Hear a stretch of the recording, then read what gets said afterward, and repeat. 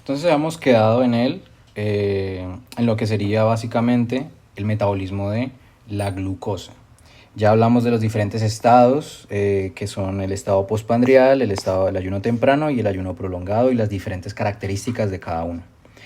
Ahora comprendamos un poco de manera general, para luego irnos a lo micro, que sería básicamente la glucosa y para qué y cómo lo que sucede el metabolismo de glucosa.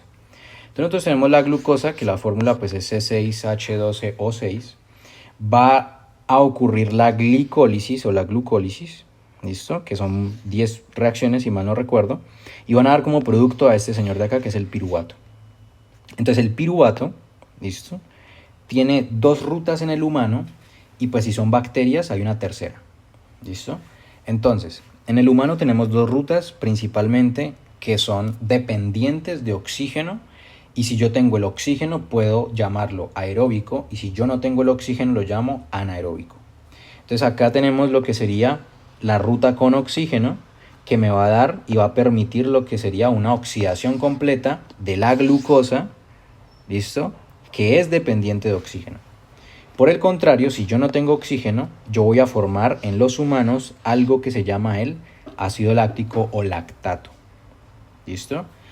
En las bacterias es cuando se forma la fermentación, ¿listo? Que en este caso sería fermentación alcohólica, y es cuando producimos, pues cuando se produce etanol, ¿listo? El lactato también se conoce como fermentación láctica, pero pues básicamente sigue siendo un tipo de fermentación. Entonces, características importantes.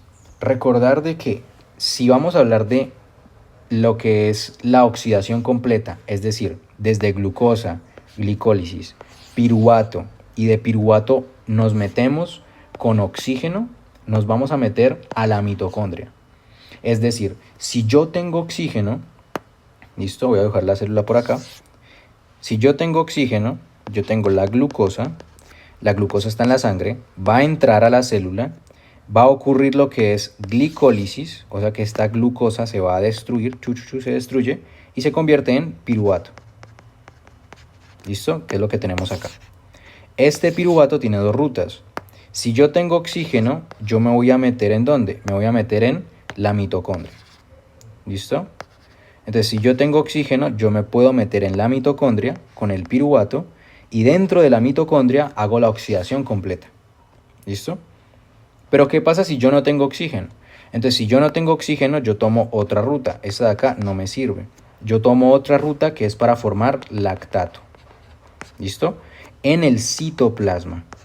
Entonces, primera característica importante es que si yo tengo oxígeno, voy a hacer una oxidación completa del piruvato, de la glucosa, o sea que la glucosa se convirtió en piruvato, entró a la mitocondria y esa oxidación ocurre dentro de la mitocondria. Lo contrario a si yo no tengo oxígeno, me voy por lactato y lo produzco en el citoplasma. ¿Listo? Entonces acá es lo que tenemos. Aeróbico, la manera en la que se aprende aero es aire. Entonces aeróbica pues es cuando se está con oxígeno. Anaeróbica es cuando se está sin oxígeno. ¿Listo? Entonces esto que estamos viendo acá es la glicólisis en su máximo esplendor. ¿Listo? Tenemos la glicólisis como tal. ¿Nos tenemos que aprender todo esto? Sí. ¿Las enzimas? Sí. ¿Las reacciones? No, pero se las recomiendo. Entonces vamos a hablar de paso a paso de la glicólisis y de cómo ocurre. ¿Listo? Entonces la glicólisis básicamente ocurre, primero ubiquémonos en el estado en el cual estamos. Yo acabo de comer, entonces voy a hacer un estado postprandial. Y como estoy en un estado postprandial, la hormona que va a estar funcionando es la insulina, y la insulina va a activar diferentes rutas, entre estas la glicólisis, que es la que estamos viendo ahora. ¿Listo? Entonces, esto por cuestiones de didáctica y de metodología se dividió en tres estados o tres etapas. Entonces tenemos la etapa 1, la etapa 2 y la etapa 3, o E1, E2 y E3. La E1 hace referencia a la desestabilización. ¿Listo? Desestabilizar algo. ¿Qué vamos a desestabilizar? La glucosa. ¿Listo? La etapa 2, que es este rectangulito pequeño que vemos acá, es la etapa de ruptura. ¿Listo? Es cuando se rompe una molécula que vamos a ver cuál es. Y la etapa 3 hace referencia a entre comillas es como yo lo llamo, que es la cosecha. ¿Listo? Entonces, ¿cuál es el propósito de glucólisis? Como ya habíamos visto antes, y me voy a devolver, la glucólisis, ¿listo? Es para yo obtener energía. Yo necesito energía. ¿Por qué? Porque tengo mucha glicemia, pues tengo la glicemia alta, tengo mucha glucosa en sangre. Entonces lo que yo necesito es extraer energía, y esa manera en la cual yo extraigo energía es en estos cositos que vemos acá pintados, que es el ATP. ¿Listo? Adenosín trifosfato. Entonces, iniciamos. Bueno, importante acá, esto que es bastante importante. En el hígado y en otros tejidos, todas las células hacen glicólisis, ¿listo? Pero importante tener en cuenta de que en el hígado, cuando yo hago glicólisis, es con el fin de mantener la glicemia. Es decir, el hígado es el encargado de que esos niveles entre 70 y 110 se mantengan estables en sangre. ¿Listo? El hígado no va a hacer glucólisis para usarlo para él mismo, por así decirlo. ¿Listo? En cambio, los otros tejidos los utilizan para su propio uso, como por ejemplo el músculo. El músculo solo va a hacer glicólisis no para mantener la sangre en esos niveles, listo, de glucosa, sino que básicamente lo utiliza para poder mover el músculo. Eso tenerlo muy claro. Ahora, aquí es cuando empezamos con lo chévere. Entonces tenemos lo que es básicamente la primera etapa. ¿Listo? Entonces les pongo acá lo que sería como el mapa general para que nos vayamos ubicando en cada estadio, y acá la reacción que sucede paso a paso. Entonces iniciamos con lo que sería la glucosa. Entonces nosotros tenemos acá lo que es el capilar o el vaso sanguíneo. Acá tenemos la célula. ¿Listo? Entonces la glucosa entra a la célula, pero así como entra, puede salir. Entonces, ¿yo qué necesito? Yo necesito garantizar como célula que esta glucosa, cuando entró, no vuelva a salir y no tenga razón por la cual pueda salir. Entonces, por eso, a la etapa número 1 se le conoce como la etapa de desestabilización. ¿Por qué? Porque yo necesito que esta glucosa se desestabilice. ¿Para qué? Para que no pueda salir, para que sea más factible que se quede dentro de la célula que salga. ¿Listo? Entonces, aquí es cuando entra. Esta es la glucosa. Se deben ir familiarizando con la estructura. No la preguntan, nunca la preguntan. ¿Listo? Pues en lo que ha durado el curso nunca la preguntaron. Pero mi consejo es que se la aprendan para que logren comprender de mejor manera la bioquímica. ¿Listo? Para que no se memoricen los nombres, sino que entiendan los nombres. Entonces tenemos la glucosa.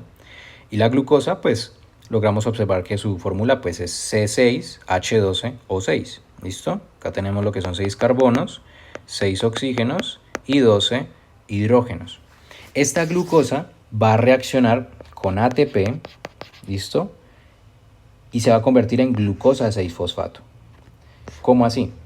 El ATP, todos sabemos que adenosina es una base nitrogenada.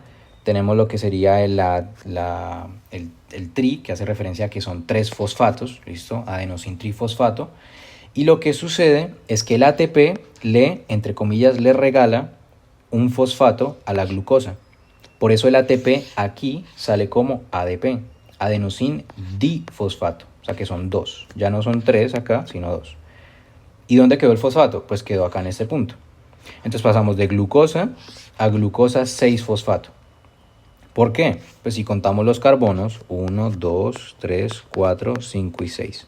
En el carbono 6, aquí, se le pegó el fosfato. Entonces pasamos de glucosa a glucosa 6-fosfato mediante la hexoquinasa. ¿Listo? La hexoquinasa, importante, utiliza siempre un catión divalente, o sea, por ejemplo, magnesio, manganeso, más 2 divalente, como, por así decirlo, como cofactor. ¿Listo? Hay una isoenzima que es exclusivamente de hígado que se llama la glucoquinasa, que ya el doctor pues les habrá explicado las diferentes características que tiene, que si es más afín, menos afín. Si mal no recuerdo, pero igual confirmen esta información, si mal no recuerdo, la glucoquinasa es más afín, no, la glucoquinasa es más específica porque es glucosa, o sea, sabe que es glucosa y solo va a la glucosa, pero tiene una Km muy baja. O sea que, perdón, tiene una Km muy alta, o sea que es muy poca afín.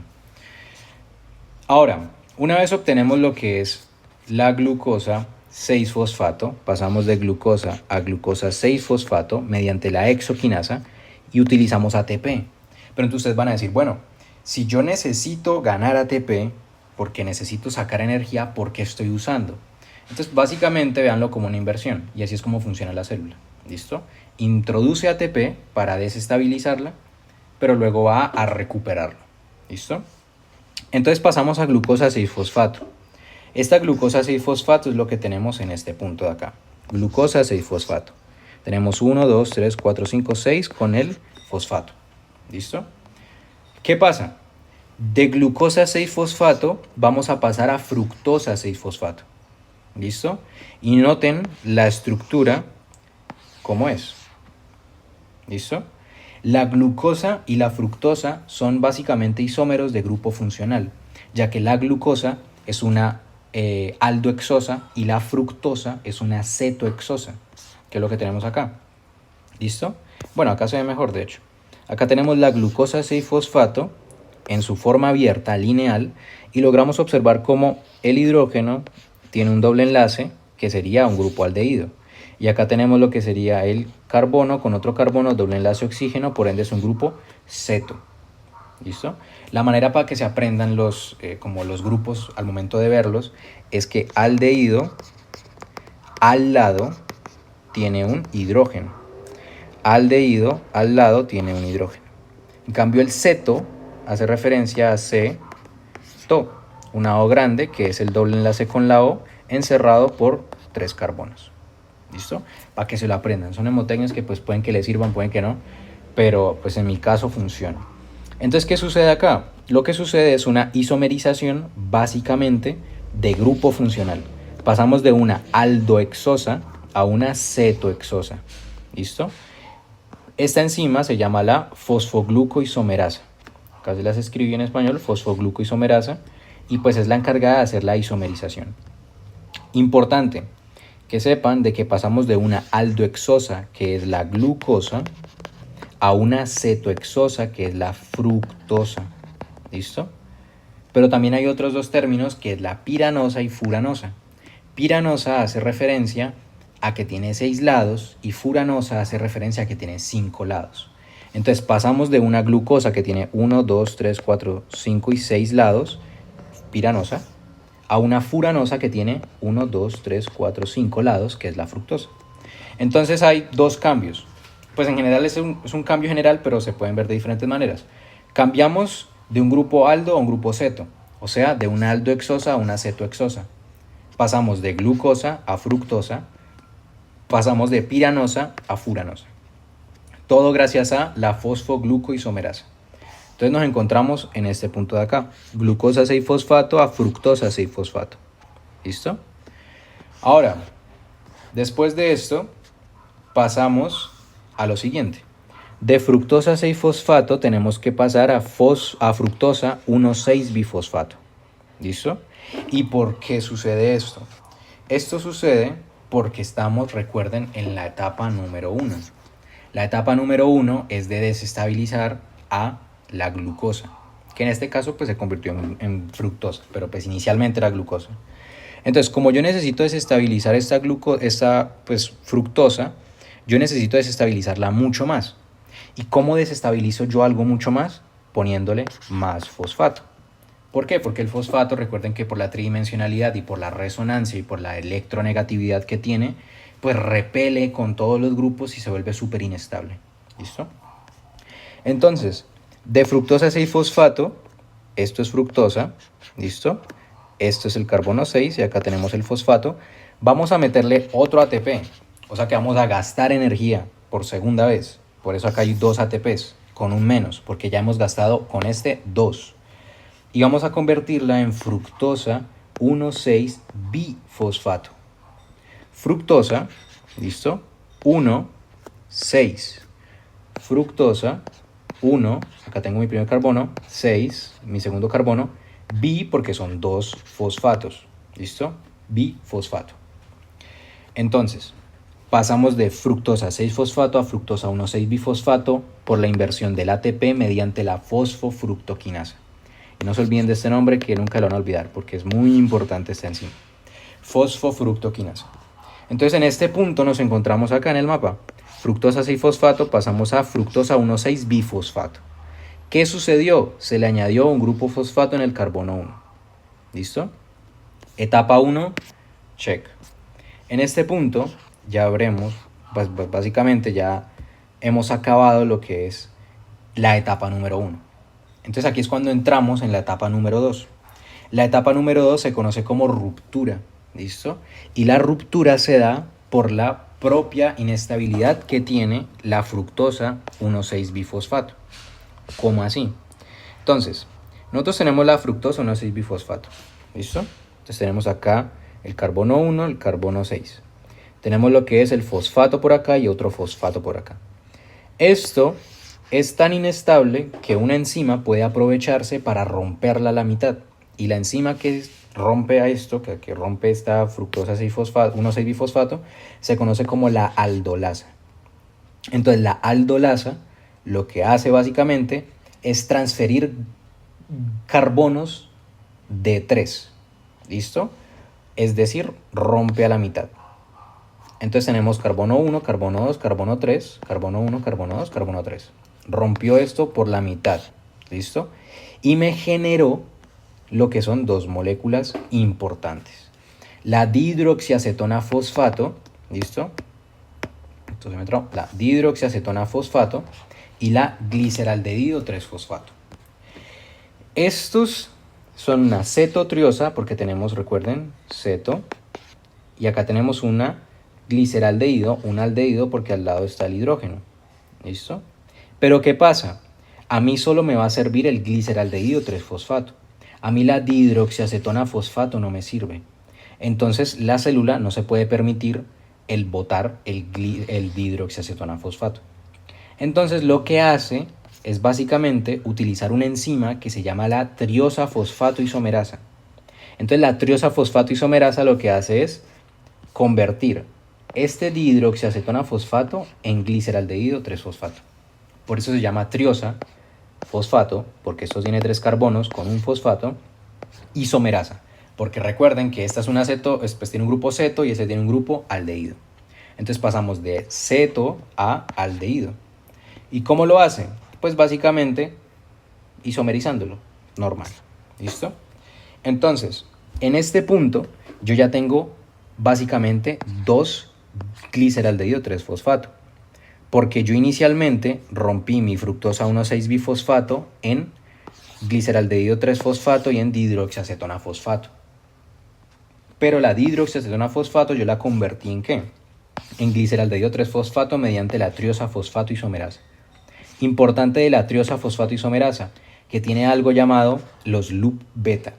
Entonces los loop beta se definen, o pues yo lo defino como manitos, ¿listo? Es decir, un loop beta va a agarrar una porción de la enzima y el otro loop beta va a agarrar la otra porción de la enzima y va, por así decirlo, como a abrazar lo que sería todo ese sitio activo con todo eso, los aminoácidos alrededor. ¿Para qué? Para que este intermediario, ¿listo? Este intermediario, es decir, si yo tengo acá dihidroxiacetona fosfato que se convierte en gliceraldehído 3-fosfato, en este estado está el N-diol intermediario. ¿Qué pasa? El loop beta evita que este N-diol intermediario pierda el fosfato y se convierta en metilglioxal, que es bastante tóxico. ¿Listo? Entonces, eso. Importante, a partir de aquí, yo ya tengo 2 gliceraldehído 3-fosfato.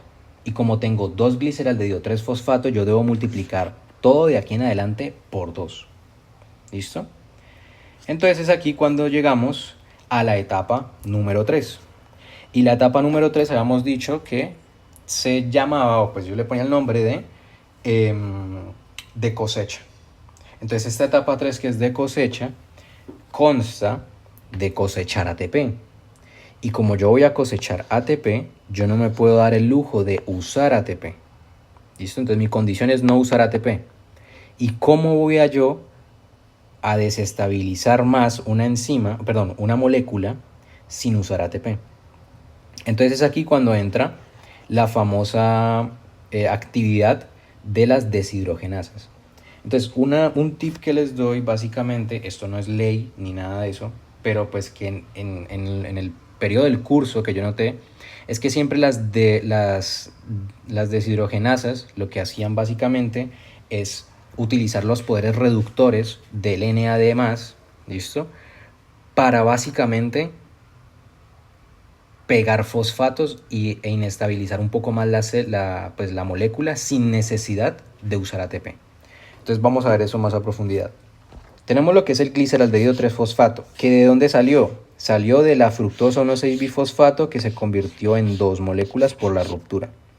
Esta dihidroxiacetona fosfato se convirtió en gliceraldehído 3-fosfato. Ahora yo tengo 2 de estos cositos de acá.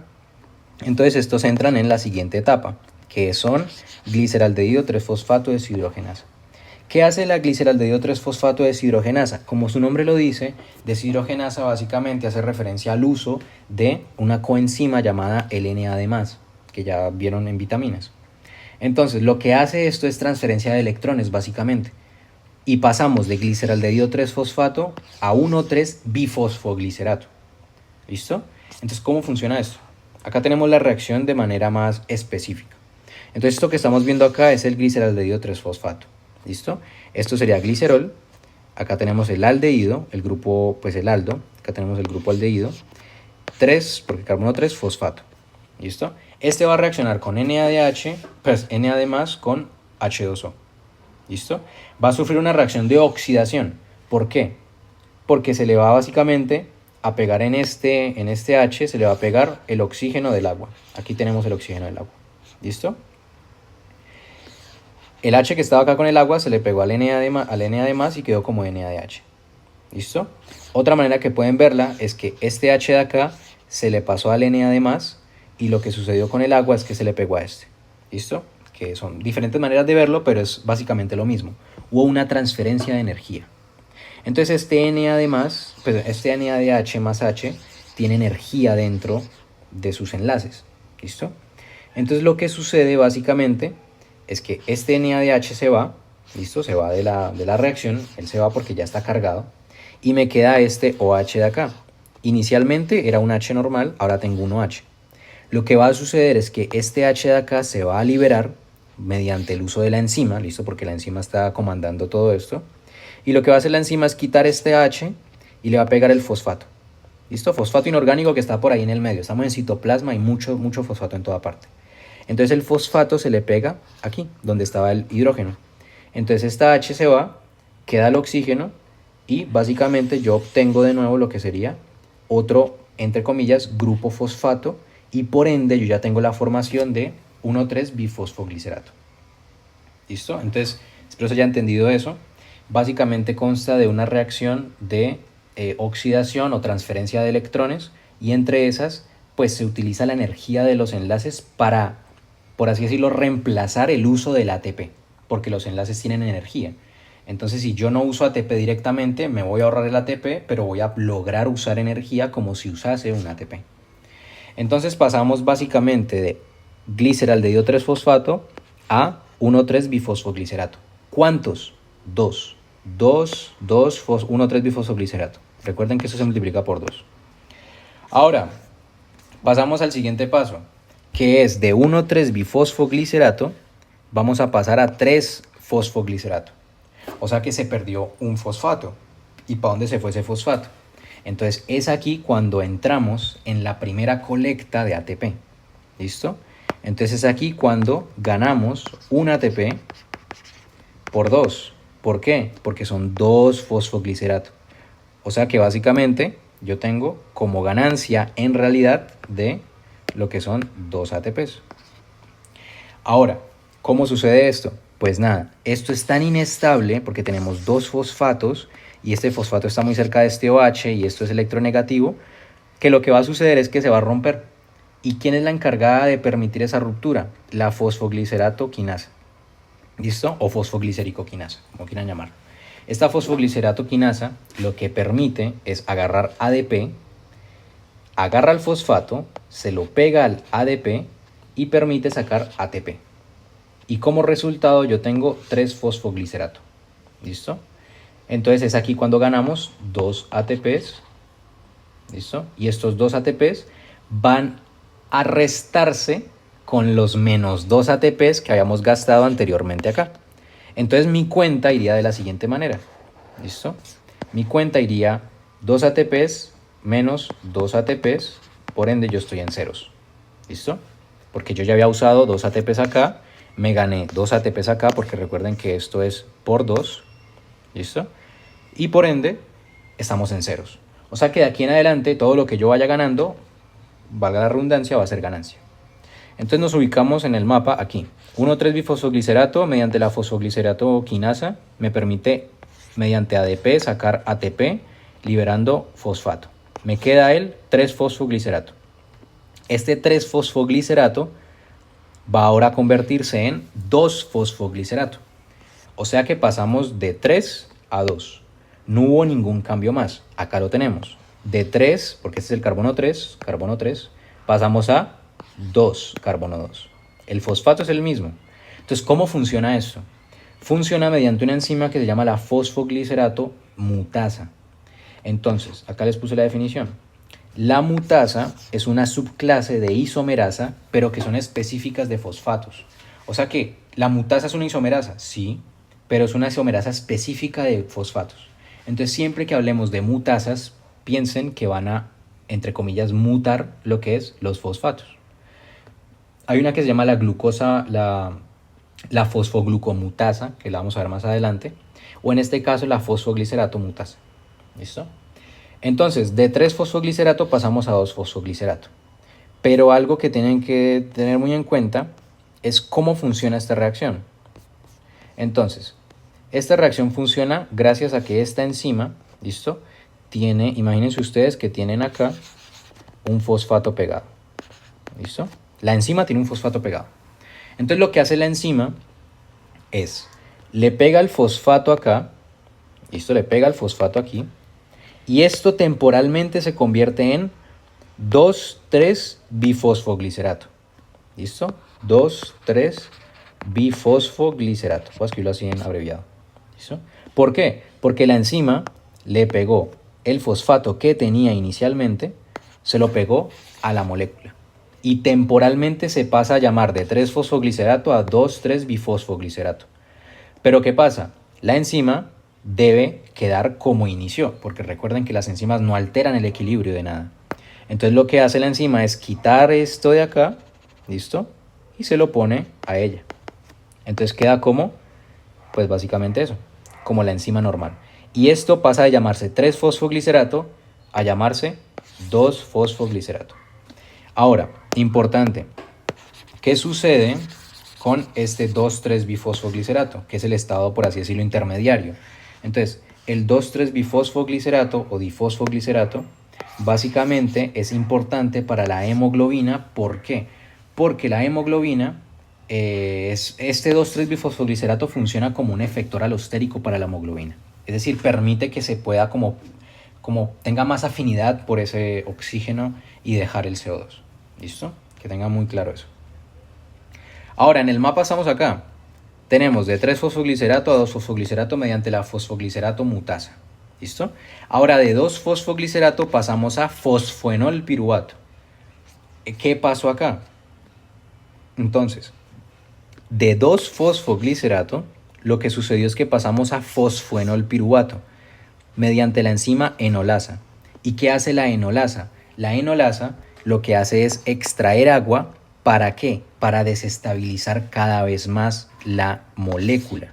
¿Para qué? Para que yo pueda de nuevo romper la molécula y extraer el fósforo. ¿Listo? El fosfato, perdón.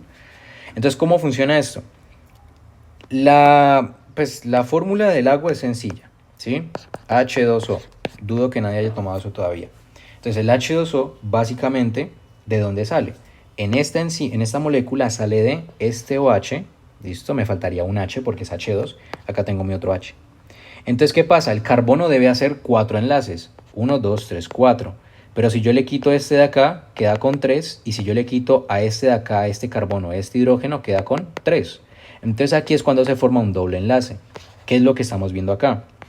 Doble enlace porque antes acá había un hidrógeno y antes acá había un OH. ¿Listo? Entonces se forma el fosfoenol piruvato. Y el fosfenolpiruvato, espero lo hayan recordado, que lo vieron en clases pasadas, es una de las formas en las cuales se tienen la mayor inestabilidad posible y mayor cantidad de energía potencial. Entonces ahí es cuando entra la piruvato-quinasa, y la piruvato-quinasa es lo que permite lo que es el extraer este fosfato y pegárselo a una ADP. ¿Listo? ¿Por qué? Tengo negativo acá, tengo negativo acá, tengo doble enlace acá. Esta vaina es muy inestable, que una carita ahí. Entonces, la piruvato quinasa lo que hace es eso. Agarra el fosfonol piruvato, le quita el fosfato porque es demasiado inestable y se lo pega a un ADP para formar ATP. O sea que en este punto yo ya tengo más 2 ATPs. ¿Por qué? Recuerden que esto es por 2. ¿Listo? Yo tengo 2 fosfonol piruvato. Y como resultado yo tengo el famoso piruvato. Y como ganancia hasta este punto tenemos 2 ATPs. Entonces en el mapa ya logramos cubrir básicamente toda la ruta, logramos gastar 2 ATPs y logramos ganar 4 ATPs, pero como pues cada ganancia, 4 ATPs menos los 2 que gasté me van a dar como ganancia neta 2. ¿Listo? Y yo quedé con el piruvato. Entonces ya tengo lo que necesitaba, que es el piruvato. Ahora, tenemos reacciones irreversibles. ¿Listo? Entonces las reacciones irreversibles básicamente son las que utilizan energía. ¿Listo? Que son la hexoquinasa, que utiliza ATP, la fosfofructoquinasa, que utiliza ATP, y por último la piruvato-quinasa, que me saca ATP. Esta fosfogliceratoquinasa no se cuenta, ¿listo? Desconozco la razón del por qué, pero pues bueno, estas son las 3 enzimas que generan reacciones irreversibles y que son las principales reguladas, ¿listo?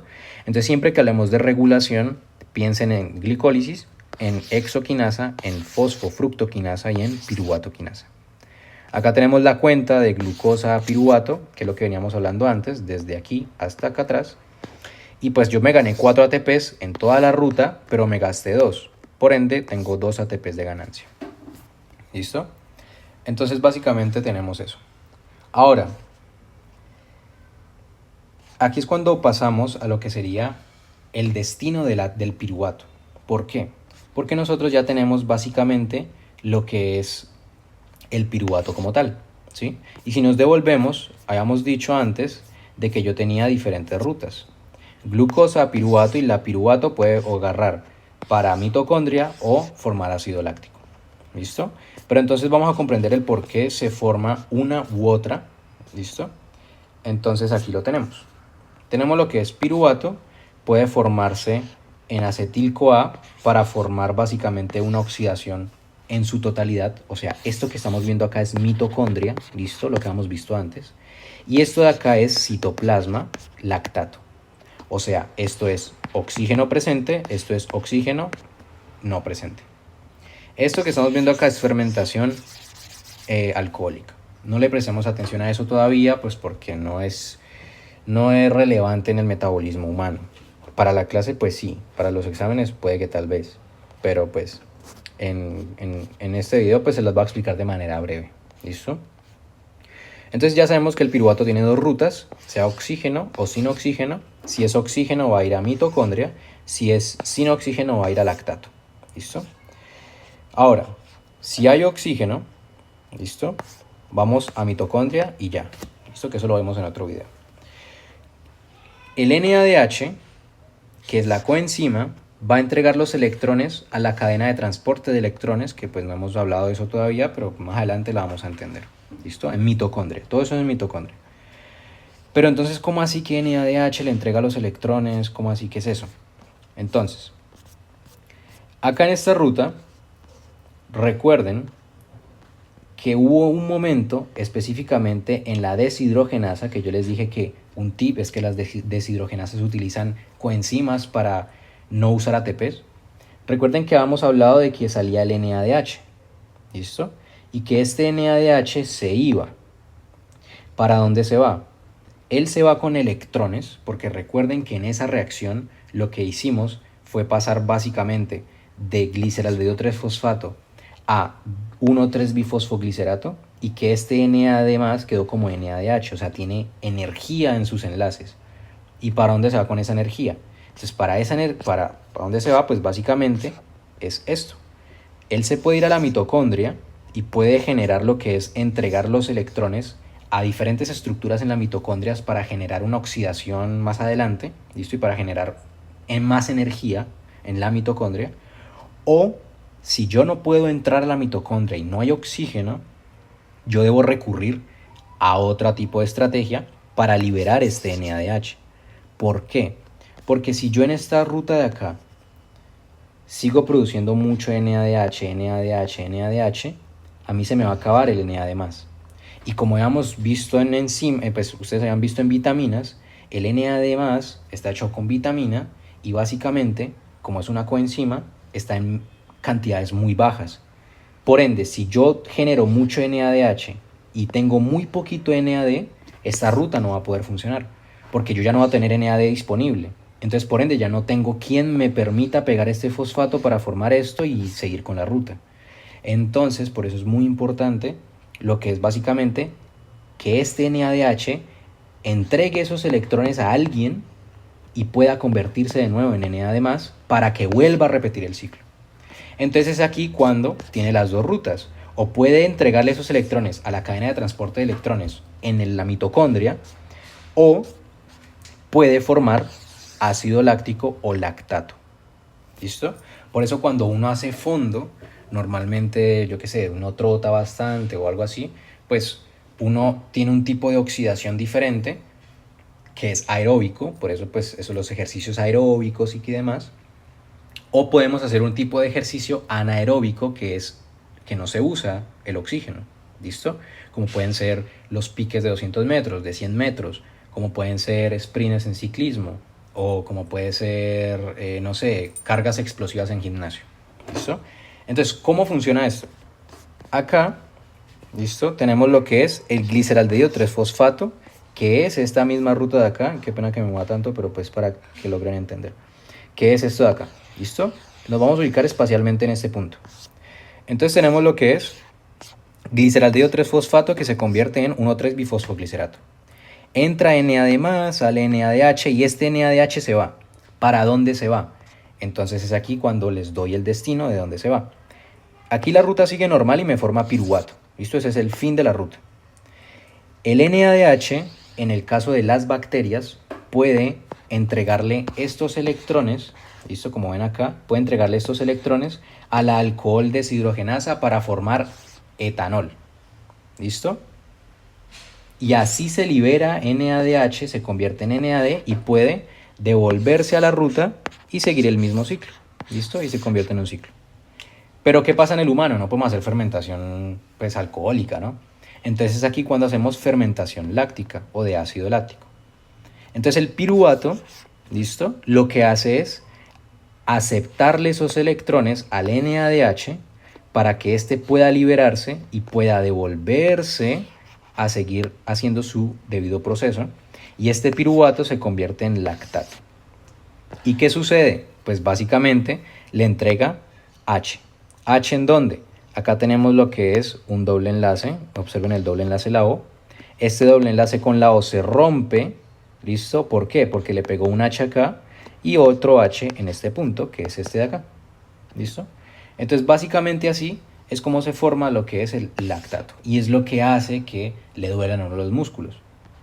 Entonces, ese es el proceso y ese es el sentido de ser de por qué es importante comprender las dos rutas, vías, sea por mitocondria con oxígeno, o sea citoplasma con ácido láctico, y el por qué se forma el ácido láctico, ¿listo? Que es para liberar NAD+.